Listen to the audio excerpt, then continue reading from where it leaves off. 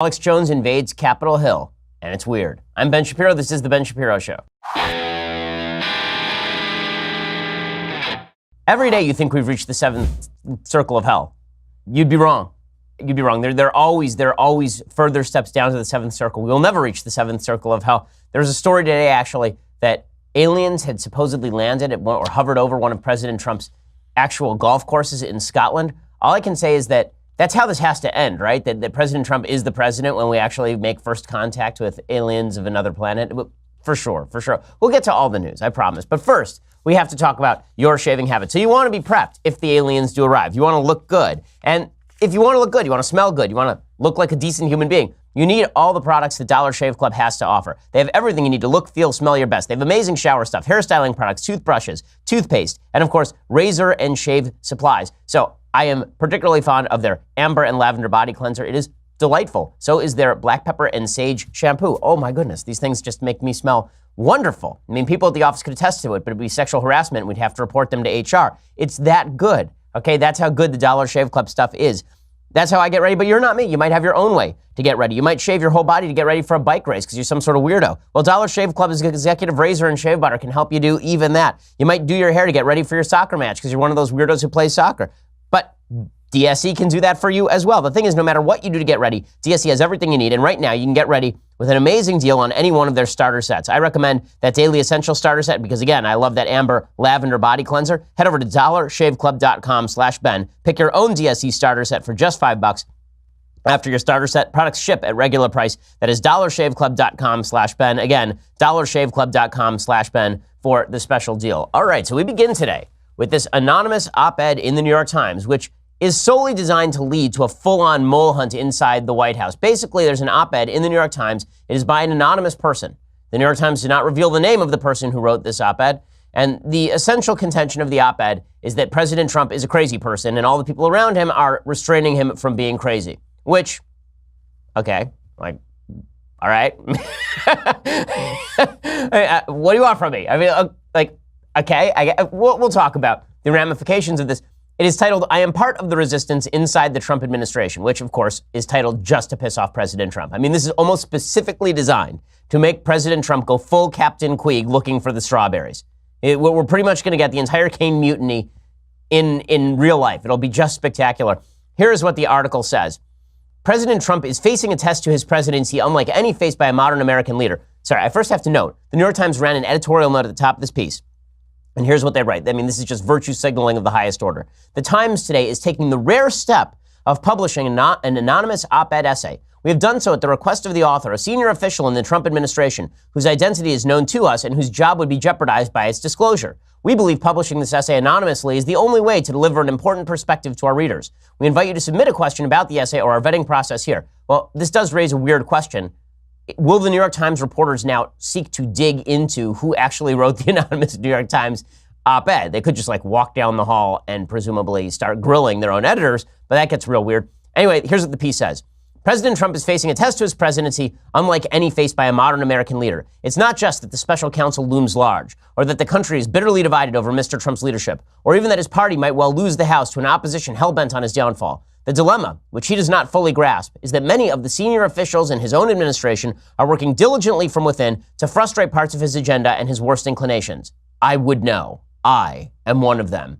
I, QAnon, I, Anonymous, am one of them. To be clear, ours is not the popular resistance of the left. We want the administration to succeed and think that many of its policies have already made America safer and more prosperous. But we believe our first duty is to this country, and the president continues to act in a manner that is detrimental to the health of our republic. So let me just point out here that this editorial has already gone off the rails for a couple of reasons. One, if you say that you're part of the resistance to Trump, helping him to do the right thing, you just made sure that President Trump is going to go on a mole hunt to oust anyone who is trying to help him do the right thing from your own point of view.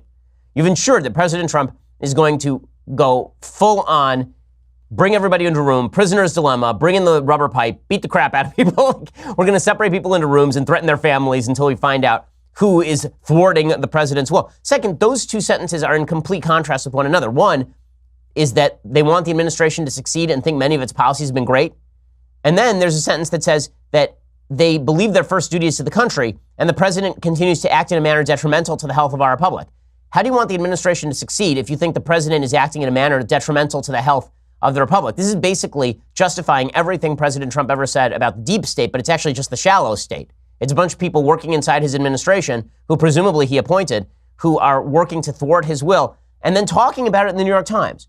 The predictable effect of which will be to lower his approval ratings and ensure that he has a tougher time with re-election in 2020. So why exactly would you say that you're standing up for the administration? If you actually believe that your job in the administration is to help the administration succeed, make sure that President Trump doesn't go off the rails, make his policy better, thwart him when necessary, why would you go talk about it? Why would you then go and talk about it? That doesn't make any sense at all. I mean, it's legitimately like a member of the criminal conspiracy saying, you know what, I'm involved in criminality. I'm going to go talk to the police about how well I'm attempting to make this criminal conspiracy work. You're talking to the very people who are attempting to make sure that Trump exits office. So clearly there's something disingenuous about this piece from the outset. The piece continues, this is why many Trump appointees have vowed to do what we can to preserve our democratic institutions while thwarting Mr. Trump's more misguided impulses until he's out of office. So clearly you don't want the administration to succeed. You want him out of office. The root of the problem is the president's amorality. Anyone who works with him knows he is not moored to any discernible first principles that guide his decision-making, which is like, forget about people who work with him, like anybody who watches him for any prolonged period of time knows this is true.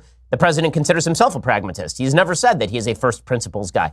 Although he was elected as a Republican, the president shows little affinity for ideals long espoused by conservatives, free minds, free markets, free people. At best, he has invoked these ideals in scripted settings. At worst, he has attacked them outright. In addition to his mass marketing of the notion that the press is the enemy of the people, President Trump's impulses are generally anti-trade and anti-democratic. Don't get me wrong, there are bright spots that the near ceaseless negative coverage of the administration fails to capture: effective deregulation, historic tax reform, a more robust military, and more. But these successes have come despite, not because of, the president's leadership style, which is impetuous, adversarial, petty, and ineffective. And it continues along these lines for paragraphs and paragraphs, with the result that they say that there's this anonymous author inside the Trump administration says they have a two-track presidency. Take foreign policy. In public and in private, President Trump shows a preference for autocrats and dictators such as Vladimir Putin of Russia and Kim Jong-un, and displays little genuine appreciation for the ties that bind us to allied like-minded nations. Astute observers have noted, though, that the rest of the administration is operating on another track, one where countries like Russia are called out for meddling and punished accordingly, and where allies around the world are engaged as peers rather than ridiculed as rivals. Well, we know all of this. And the piece says this isn't the work of the so-called deep state, it's the work of the steady state. So yes, we are thwarting the president, but we are doing so because we are the steady state. And then this author suggests that perhaps we should think about removing the president through the 25th Amendment, invoking the 25th Amendment. They say that no one wants to precipitate a constitutional crisis, so instead they're going to steer the administration in the right direction until one way or another it is over. And then there is a bunch of references, there are a bunch of references to John McCain and how wonderful John McCain is and all the rest of it. So there are a bunch of questions to be asked. One, who is this person? Okay, it is not a cabinet level official. It is known with presidential aspirations. It's the riskiest political move ever. It is not Mike Pence, despite how much the left would love it to be. Mike Pence quietly stabbing President Trump between the shoulder blades with his trademark bland smile. That is not happening. Okay, the vice president is not doing that. It is not Nikki Haley, who is safely ensconced in New York, far away from the silliness of the White House. This is some second-tier, low-level staffer. Okay, it's a senior official. Half the people in the White House have the title senior official in the White House. This is probably some senior official in like John Kelly's team who doesn't like Trump very much and feels like they might feather bed their exit. And that's really what the motive here is. The motive here is that it will be revealed. Okay, within a week, we'll know who this person is. And this person, because it's not going to stay secret, and this person is going to come out to great applause from the left. This was a person who was trying to thwart Trump, and Trump fired him. How could Trump fire this person who is trying to just make the administration better? And this person will become not an inside the White House resistance leader, but a resistance leader. They will turn into a full-on Ana Navarro character on MSNBC. They will be given a rich TV contract. They will be given a rich book contract. They will be exonerated, exculpated for all of their terrible, terrible activity in associating with President Trump. This is the mea culpa. It's a preliminary mea culpa, and it allows the person to exit the administration amidst glory and huzzas. That's really what this editorial is for. So if you believe for a second that this editorial is truly designed to either make the administration better or to inform the American people, you're wrong. First of all, we already knew all this stuff, legitimately. Like, everything that this guy says in the editorial, I've been saying for well over a year on this program. Since legitimately a couple of months into the administration, I said this administration is running along two tracks. President Trump says stuff, and then the people around him implement stuff. And those are not the same stuff. Right? This has been very obvious to anyone who watches at any level. When I was on Bill Maher's show, I said this. Bill Maher's like, well, he always talks about Vladimir Putin. And I said, right. But then if you look at the policy of the administration, it is not what he says. The policy of the administration is very harsh on Russia. It's quite obvious that this administration involves the president saying a lot of stuff, being hands-off, delegating power to a lot of folks. And when people say it's a constitutional crisis to have people around the president thwarting his will, I'm not even sure what that means. It's not as though they are hiding him in a closet, preventing him from doing things he wants to do. They understand that the president forgets about things and doesn't care that much about other things, and that if they just don't put something on his desk, he's unlikely to ever remember it again, so they just don't put it on his desk. Like, is the president's will what he wants to do in the moment, or is the president's will what he cares about over the long haul? Because this sort of manipulation does happen at a much lower level in other administrations. There are people who are slow-walking policy all the time. You do it at your job. How many times at your job does your boss say, I need something on my desk now? And you think, you know what? It'd be better if my boss got this tomorrow. I'm just going to slow walk it today. Is that you thwarting the will of your company? Or is that you using your independent judgment to try and make the company better because maybe your boss is about to make a rash decision?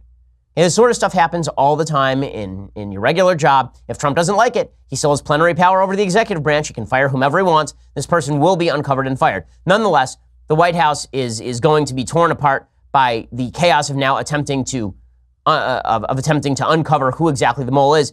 And President Trump reacts as he is apt to do in pretty much the worst possible way to this particular op-ed, and just as I'm sure the op-ed author wanted him to react, which is by acting off the rails. And that's sort of the entire point of what the author was trying to do here. We'll talk about that in just a second. First, let's talk about the look of your home. So you look around your home and it just feels shabby and you're not sure why. Well, believe it or not, it might be the window coverings. In fact, you probably haven't thought about the window coverings for a long time. Now, even for me, when I do construction on my house, I don't think about the window coverings, and then as soon as they're replaced over at Blinds.com, I think, wow, that made a huge difference. A huge difference. Well, go over to Blinds.com and make your house look awesome today. Blinds.com makes it really, really easy for you to change the window coverings. It means that you're not going to have to spend enormous amounts of time and money buying blinds. Instead, if you're not sure where to start or what you want, with Blinds.com, you get a free online design consultation. You send them pictures of your house. They send back custom recommendations from a professional for what will work with your color scheme, furniture, and specific rooms. They'll even send you free samples to make sure everything looks as good in person as it does online. Every order gets free shipping. Here's the best part. If you mismeasure, you pick the wrong color, you screw up, Blinds.com makes it right for you for free, right? They will remake your blinds for free if you screw it up. They've really made it easy. For a limited time, get 20% off everything at Blinds.com when you use promo code Ben. That's Blinds.com, promo code Ben, for 20% off everything. Faux wood blinds, cellular shades, roller shades, and more. Blinds.com, promo code Ben. Rules and restrictions do apply. Okay, so the President of the United States reacts as you would expect him to react to an op-ed from inside his administration. The killer's in the house. Calling from upstairs on the phone. Oh my God. Okay, so President Trump reacts in typical Trumpian fashion. He is in front of a crowd of sheriffs who are some of his closest allies because he's very pro-law enforcement. And here's President Trump ripping into the failing New York Times. Go. The New York Times and CNN and all of these phony media outlets will be out of business, folks. They'll be out of business because there'll be nothing to write and there'll be nothing of interest. So if the failing New York Times has an anonymous editorial, can you believe it? Anonymous, meaning gutless, a gutless editorial.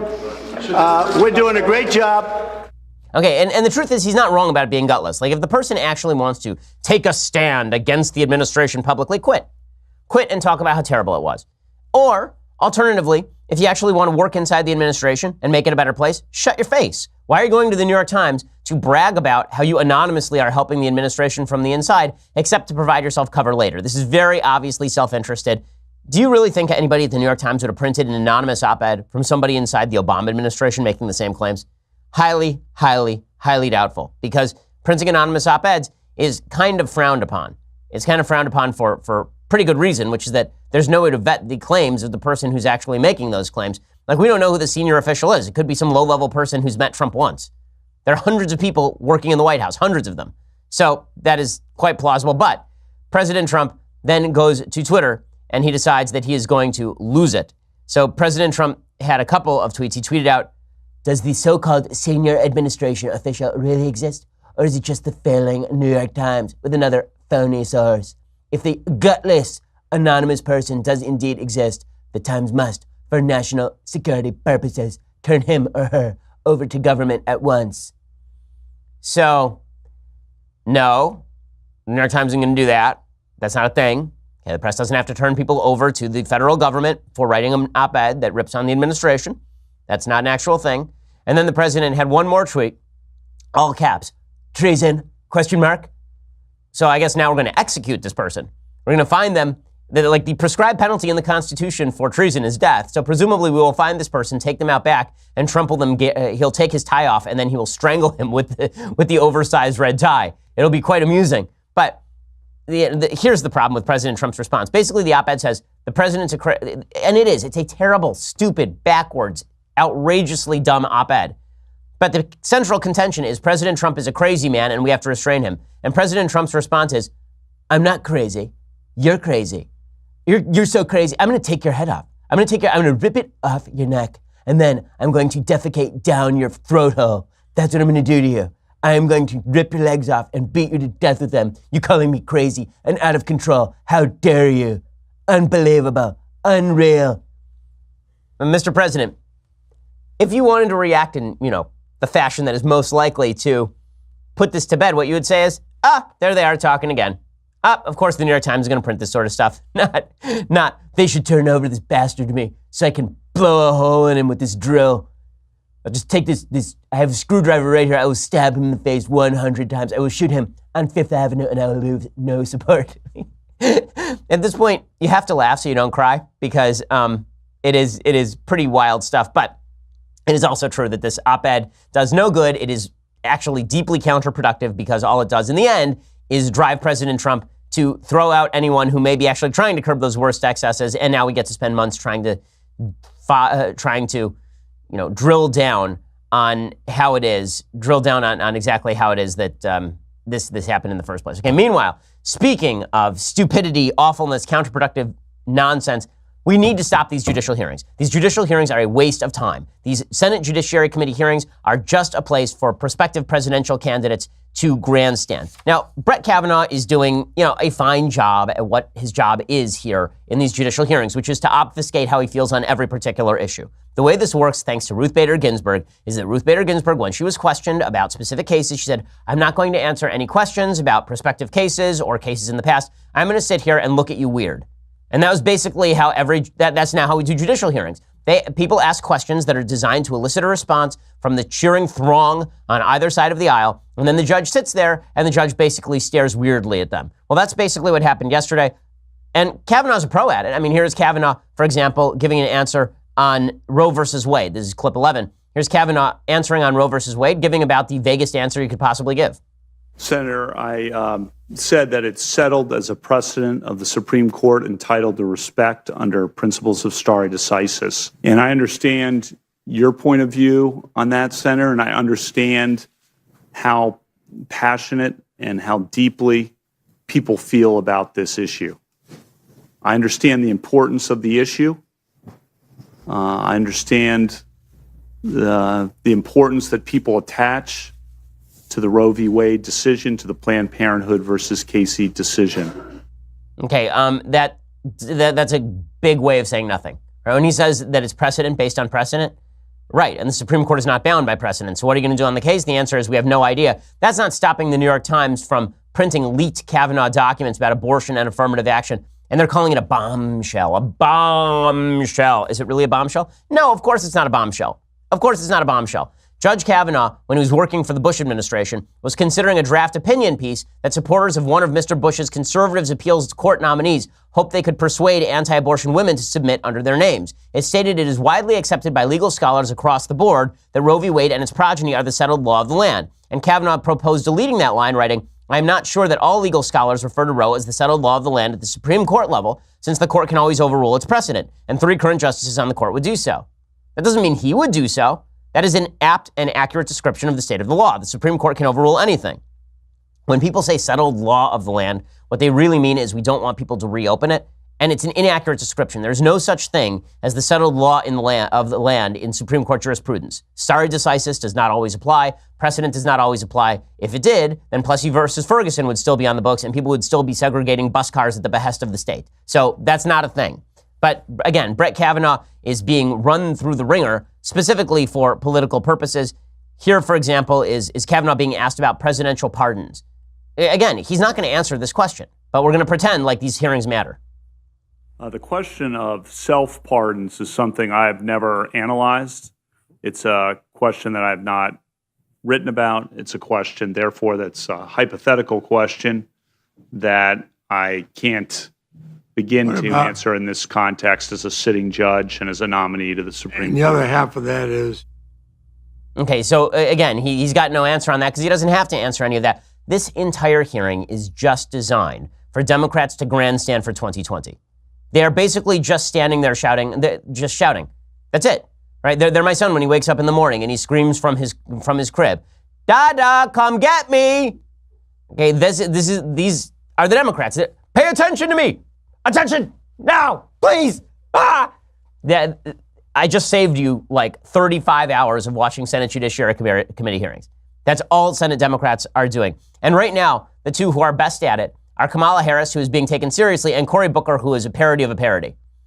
Cory Booker is a Muppet. He's a human Muppet. And all he does as a human Muppet is just make weird faces at people. And I mean, he literally called himself Spartacus in a hearing this morning. I am not kidding you. Cory frickin' Booker just called himself Spartacus at a hearing this morning. I'll have to explain why he called himself Spartacus at a hearing this morning, because it really is astonishing and hilarious. And also he doesn't understand how Spartacus worked. Like, Spartacus ended up crucified, so there's that. But it's all good times for Cory Booker and the Senate Judiciary Committee. We'll talk about all of that in just a second. First, let's talk about the fact that time is moving slowly. That means you're checking your watch more often. And when you check your watch, shouldn't you have something nice like this? Shouldn't you have a watch that you like looking at because it's classy and it's simple and it's minimalist and it looks nice? Well, that is where Movement comes in. We've talked about Movement before on the program, obviously. You know, there are these two college dropouts. They started their own watch company, and the company has grown like crazy. They've now sold 2 million watches in 160 plus countries, and they continue to revolutionize fashion in the belief that style shouldn't break the bank. Movement has come pretty far. In the past year, they've not only introduced a bunch of new watch collections for men and women, they've also expanded to sunglasses, fashion-forward bracelets for her.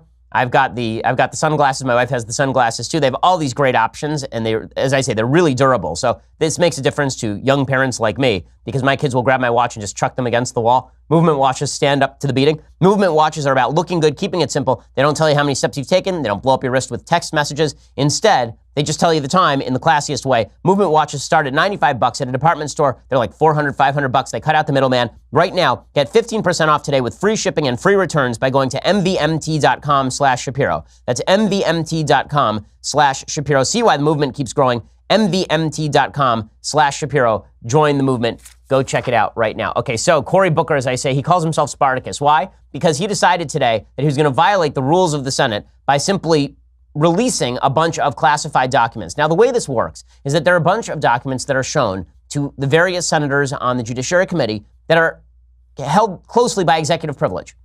Okay, if you're working for the Bush administration, the Bush administration has the right to say that the legislative branch does not get to see things because that is executive privilege. It is the executive is not subject to the dictates of the legislature. So the legislature can't just say, we want every document, everything Bush ever said to all of his advocates, we want all of that in front of us now. That's not a thing in constitutional jurisprudence. So there's basically a deal that was made with the Senate Judiciary Committee, which is they get to see all these Kavanaugh documents on the condition that they are not asked about publicly. So it can decide the votes of the people on the committee, but it is not meant to undercut the executive power. Right? So Cory Booker, being a grandstanding idiot, he decides, you know what is a great idea? I'm just going to release these documents. I'm just going to come out and release these documents. I'm going to violate Senate rules. I'm just going to state it up front. And then if you want to expel me from the Senate for violation of Senate rules, if you want to, come on, please. If you want to expel me from the Senate, please do it. I need a headline. If you want to expel me, then do it. I'm just like Spartacus, except I'm begging you to crucify me. See, the thing about Spartacus is that he didn't actually want to be identified as Spartacus because then they would kill him, which is why everyone identified as Spartacus. But Cory Booker doesn't know anything because he's stupid.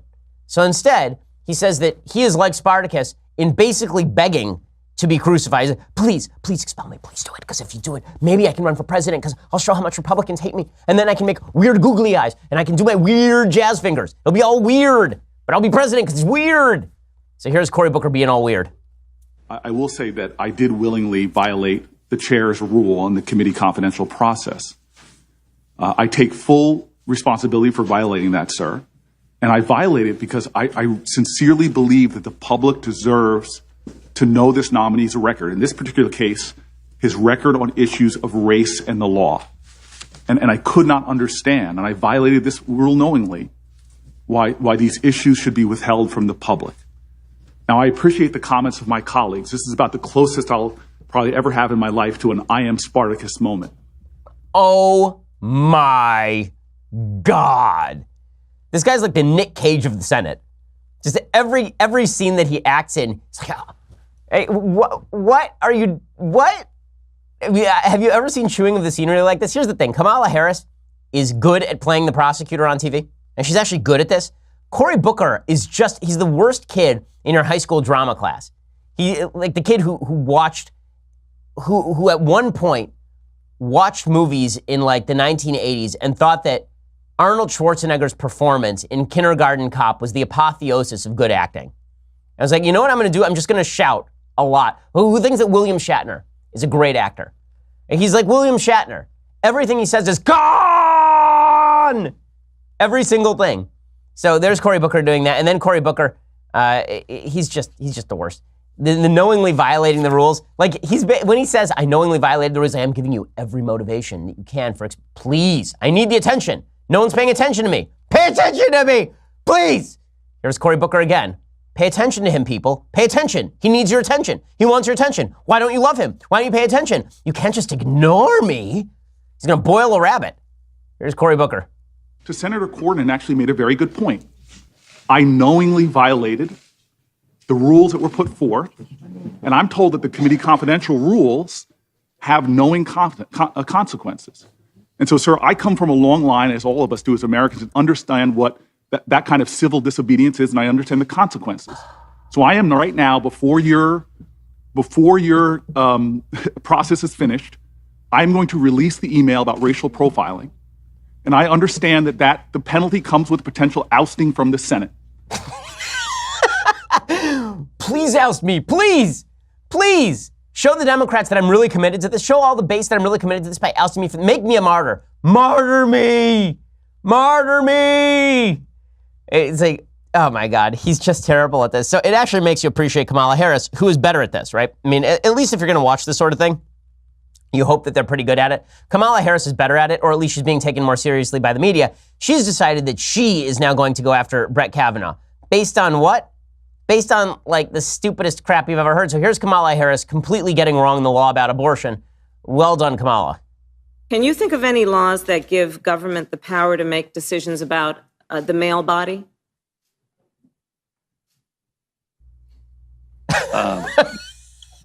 I'm happy to answer a more specific question, but Male versus female. there are medical procedures. Okay? That the government has the power to make a decision about a man's body? I'm not thinking of any right now, Senator. Okay, what she's trying to go for is when it comes, I mean, she's obviously phrasing this in the dumbest possible way so that it looks as though the law is unequal when it comes to abortion, because all we're talking about is a female body, whereas there are no restrictions on what a male can do to his own body, except for we actually do have laws against suicide. Like we can actually put you in jail for, well, not jail, but we can actually forcibly, incarcerate, what's the word I'm looking for? We can actually, we can put you on a psychiatric hold for 48 hours if you're suicidal. So if you are a man, we can call the cops on you and do that. Also, we do have laws on the books that allow male bodies to be harmed. They're actually called pro-abortion laws. Those pro-abortion laws allow male bodies to be harmed because they're inside female bodies. So there's that. There's Kamala Harris grandstanding. I do love Brett Kavanaugh just looking blankly at her like, what are you saying now? I say, who? Say, what in the world? And then this is the best one. So Kamala Harris has decided she's got the goods. What are the goods? She thinks that Brett Kavanaugh has talked to someone from the firm of Kasowitz. Kasowitz is a firm that is used by the President of the United States with regard to his defense. And so she asks Brett Kavanaugh if he's ever had a conversation with anyone who worked for Kasowitz, which is a firm that legitimately has hundreds and hundreds of lawyers, about the Mueller investigation. The implication being that Brett Kavanaugh somehow talked to Trump's lawyers about how he would handle the Mueller investigation, with which he is not involved in any way, but she's going to suggest the reason Trump is picking Kavanaugh is because Kavanaugh is somehow going to allow Trump to escape the Mueller investigation. This was ranking real high on sort of the leftist pornography list yesterday. So this one is running up the pornography list. People were really just self-flagellating over it, really enjoying themselves. Here was Kamala Harris making a fool of herself. And then Michael Avenatti got involved, and Michael Avenatti basically shredded her, so it's pretty funny. Kasowitz, Benson, and Torres, which is the law firm founded by Mark Kasowitz, who is President Trump's personal lawyer.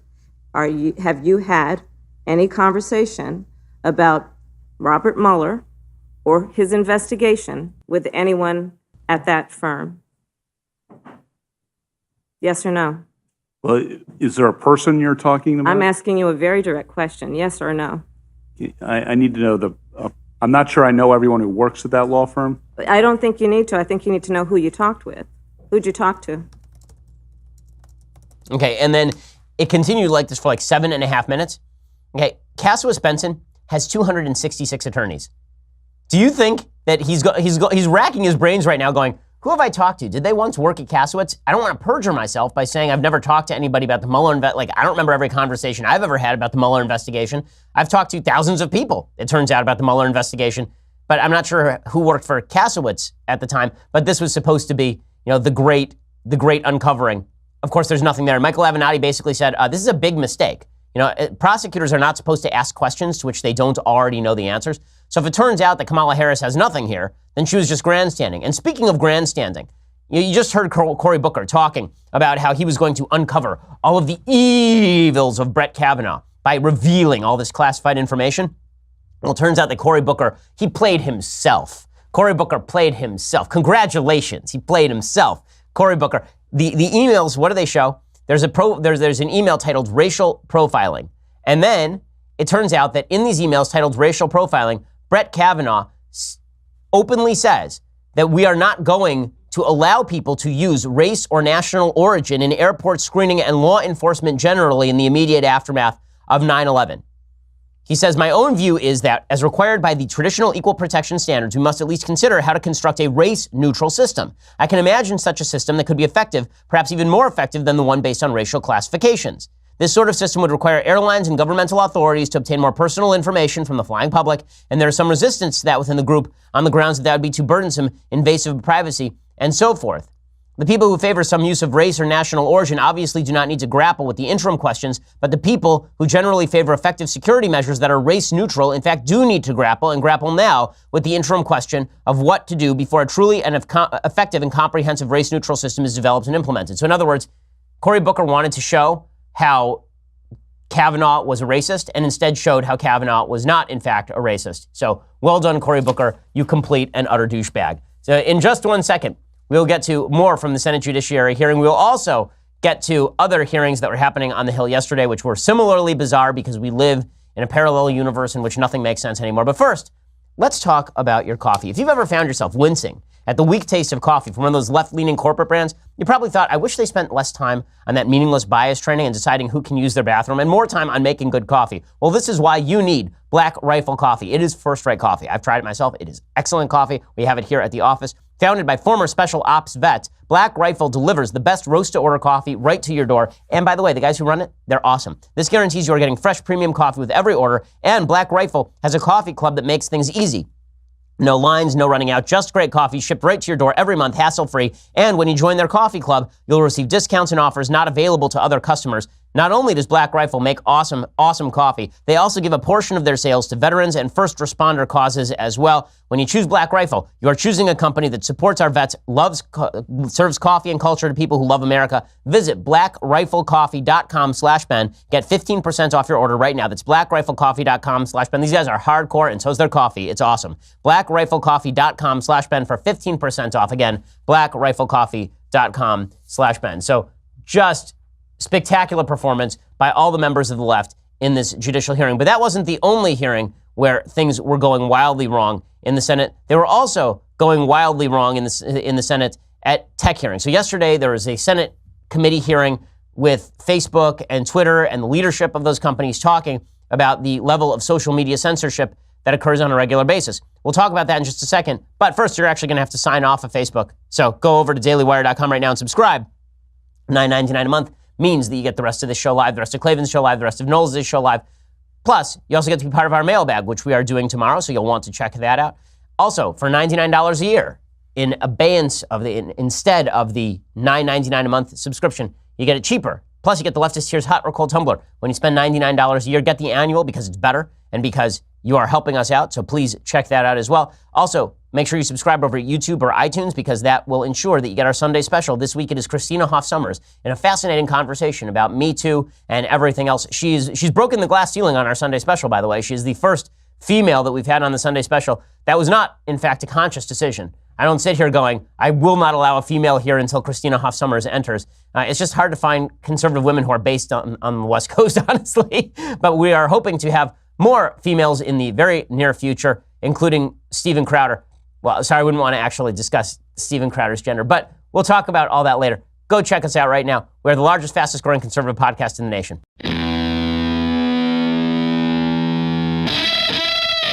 So, big tech hearings on the Hill yesterday, and things got weird even before the tech hearing started. Alex Jones arrives. That's not, if you saw him holding his phone, that was not trans porn on his phone. Stop thinking that. It was not. It was not. But he arrives, and he accosts Marco Rubio. Now, Rubio is one of the more polished politicians on the Hill, obviously. Rubio happens to be a nice guy. I know Senator Rubio. Alex Jones is not a nice guy. Alex Jones is a crazy person who says crazy things, and then he just sort of randomly takes off his shirt and starts yelling about Satan, just goes wild all the time. So he brings that brand to the halls of the Senate, and he accosts Marco Rubio about the fact that he's been banned from social media. Now, as I say, I oppose Alex Jones' ban from social media unless there's an articulable standard of why he was banned. Was he banned because he threatens violence? Was he banned because he promotes libelous conspiracy theories, like legally libelous conspiracy theories? Why exactly was he banned? If it's just because you don't like him, that's not a good reason. So I had sympathy for the argument that all these social media companies that say he was engaged in hate speech, so ban him. That's a problem because hate speech has no actual definition with any sort of distinguishing principle involved. There's no limiting principle to hate speech. That said, Alex Jones arrives and he starts harassing Marco Rubio about this. Why he's not going and harassing the Democrats about this, I'm not really sure. But he goes and he harasses Marco Rubio and things go wildly wrong.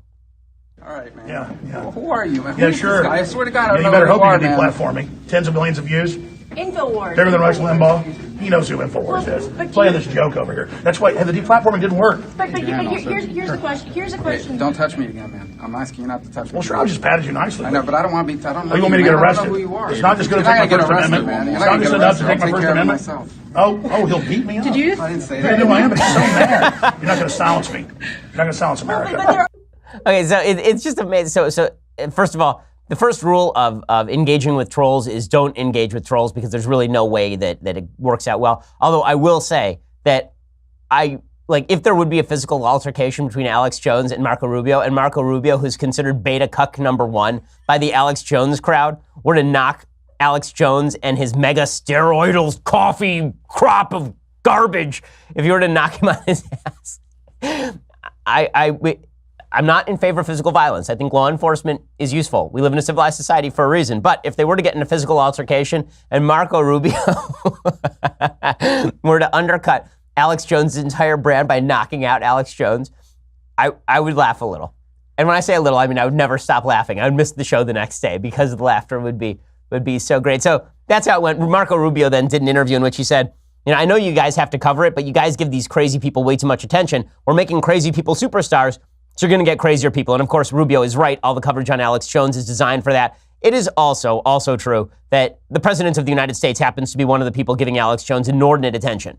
Right? Alex Jones has been known as a crazy person for many, many, many years. The President of the United States decided that he was a friendly, and therefore he sort of legitimized him.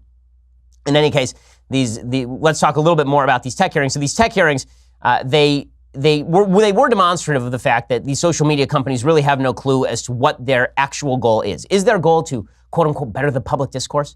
Because if their goal is to better the public discourse, then they need to be held accountable for all the material that appears on their pages. Over at Daily Wire, we can be sued for libel, we can be sued for copyright violation, we can be sued for a variety of causes because we are a private company that is engaged in the business of editorial oversight.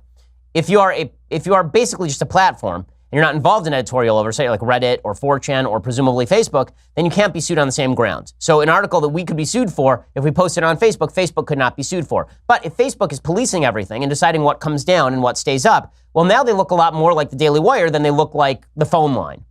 Then they look like just AT&T. They now look like a publisher. So if you're a publisher and not a platform, then you have to be held to the same standard, and we have to have an articulable standard so that we know exactly what's going on at your company. And that was made pretty clear when Representative Mark Wayne read tweets to the I guess his name is Mark Wayne Mullen. He read tweets to the Twitter CEO Jack Dorsey about race from Sarah Jeong. You remember Sarah Jeong, who's now on the New York Times editorial board because only certain types of racism are okay. Here is Representative Mullen grilling Dorsey on why it is that Sarah Jeong is still on the platform, but other people have been banned for similarly racist talk. Let me read what Ms. Jeong wrote. Hashtag cancel white people. White people marking up the internet with their opinions like dogs pissing on fire hydrants. Are white people genetically predisposed to burn faster in the sun, thus logically being only fit to live underground like graveling goblins? Oh man, it's kind of sick how much I enjoy or how much joy I get out of being cruel to old white man. And you can sort of see the Twitter CEO in the cutaway shot. You can see him feeling pretty uncomfortable. He should feel pretty uncomfortable because it's ridiculous, frankly, that Twitter and all of these social media companies are run the way they are, where they pretend that they're policing things when they really are only policing one side, and that side is really perceived to be sort of the pro-Trump side. And meanwhile, speaking of stupidity, Nike has now released its new ad involving Colin Kaepernick. It's designed to obviously draw all sorts of media scrutiny, so we'll give them what they want here. Here is the Nike ad. It's a voiceover from Colin Kaepernick, who obviously is not in uniform since he doesn't play football anymore. He stands around and talks about cops being bad from his multi-million-dollar mansion, presumably. And they juxtapose Colin Kaepernick's heroism with, like, actual heroes in sports. I mean, they actually show video of, like, small kids who have genetic conditions trying to play sports, and they're comparing that to Colin Kaepernick, whose great sacrifice was kneeling after he'd already become a useless backup quarterback for the San Francisco 49ers. If you're born a refugee, don't let it stop you from playing soccer for the national team at age 16. Don't become the best basketball player on the planet. Be bigger than basketball. Believe in something, even if it means sacrificing everything. When they talk about the greatest team in the history of the sport, make sure it's your team. If you have only one hand, don't just watch football, play it at the highest level. And if you're a girl from Compton, don't just become a tennis player. Become the greatest athlete ever. You have to sacrifice everything, like Colin Kaepernick did by being signed to a multi-million-dollar contract and being treated as a civil rights hero despite having lived in a tony white suburb for most of his upbringing and then playing for millions of dollars badly. So thank you for that, Nike.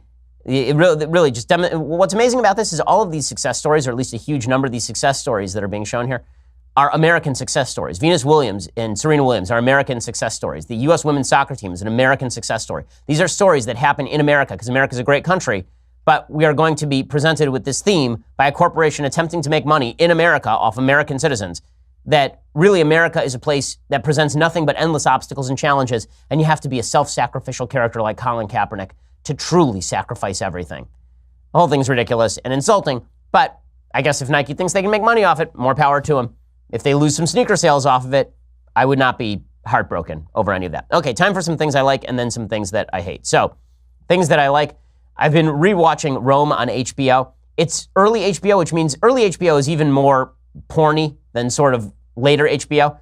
You can see this with Game of Thrones, where Game of Thrones started in every 2 scenes there was some graphic sex scene because it was like, we know we're pay cable. If you want to watch pay cable, at least you'll get some boobies. That's really how the programming goes at HBO. So there's some of that in Rome. If you can ignore all of that, the series is actually really, really good.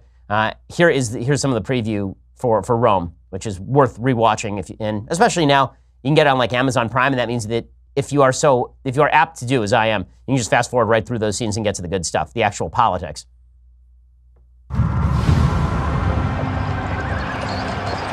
make way for the proconsul Gaius Julius Caesar.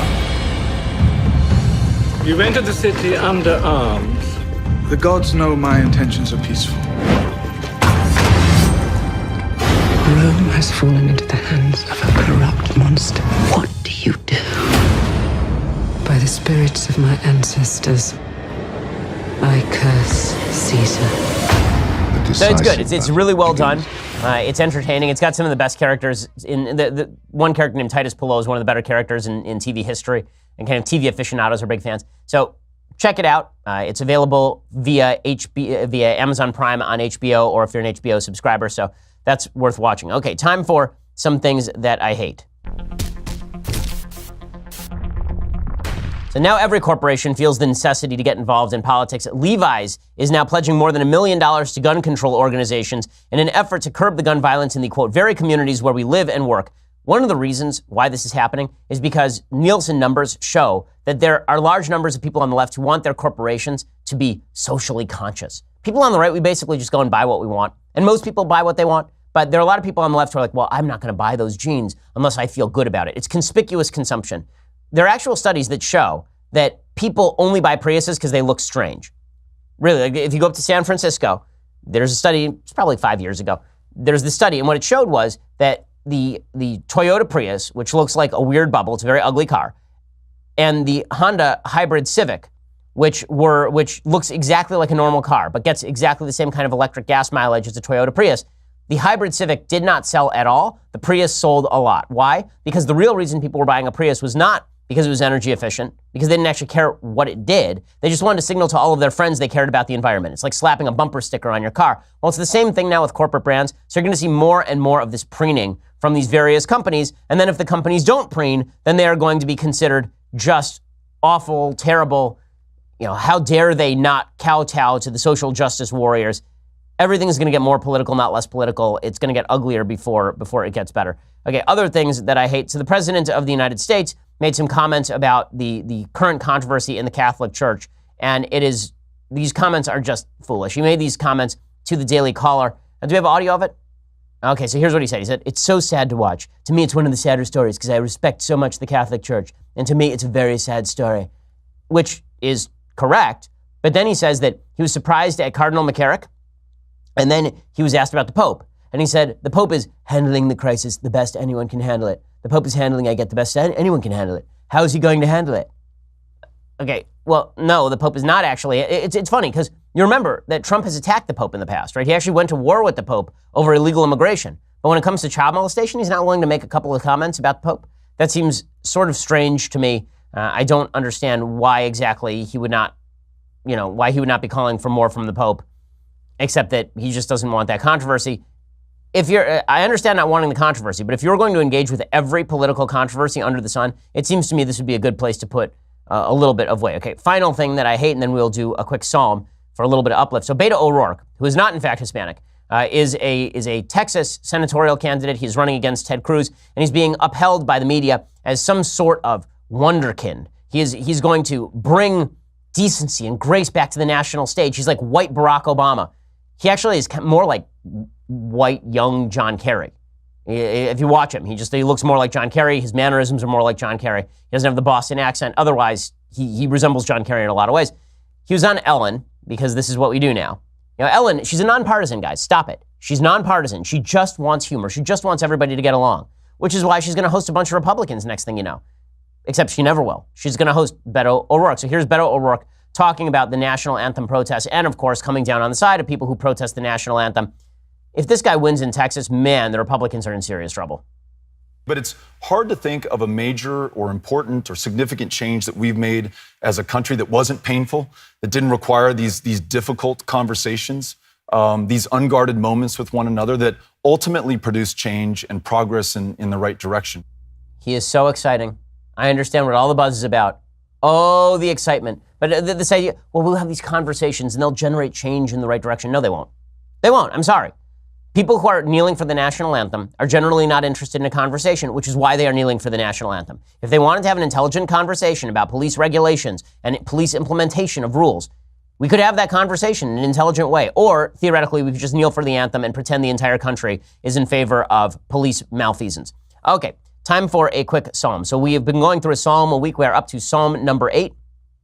For the director of music, Lord, O Lord, how majestic is your name in all the earth. You have set your glory in the heavens. Through the praise of children and infants, you have established a stronghold against your enemies to silence the foe and the avenger. And this is the part that's there are a couple of what we call psukim in Judaism, in Hebrew, which means verses. When I consider your heavens, the work of your fingers, the moon and the stars, which you have set in place, what is mankind that you are mindful of them, human beings that you care for them? You have made them a little lower than the angels and crowned them with honor and glory. You have made them rulers over the works of your hands, and you put everything under their feet. This is why when people say that Judeo-Christian religion is all about kind of crushing mankind in the face of God, that's really not what Judeo-Christian religion is about at all. Right? The Psalms glorify man. They say that God made us just a little bit lower than the angels, which comes with a tremendous responsibility. The creator of heaven and earth, the force that stands behind the logic of the universe, that force made you.